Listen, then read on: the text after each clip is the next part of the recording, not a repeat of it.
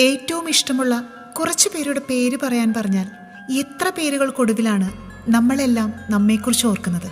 എനിക്ക് എന്നെ തന്നെയാണ് ഏറ്റവും ഇഷ്ടം എന്ന് പറയാൻ നമുക്കിപ്പോഴും കഴിയാറില്ല. അങ്ങനെ കഴിയുന്നിടത്ത് നാം നമ്മെ സ്വയം ചേർത്ത് നിർത്തുമ്പോഴാണ് സത്യത്തിൽ ജീവിതം ആരംഭിക്കുന്നത്. അങ്ങനെ ഒരു യാഥാർത്ഥ്യത്തിലേക്കുള്ള യാത്രയാണ് നിമ്നയുടെ ഏറ്റവും പ്രിയപ്പെട്ട എന്നോട് എന്ന പുസ്തകം. വീടായി മാറുന്ന ചില മനുഷ്യരുണ്ട്.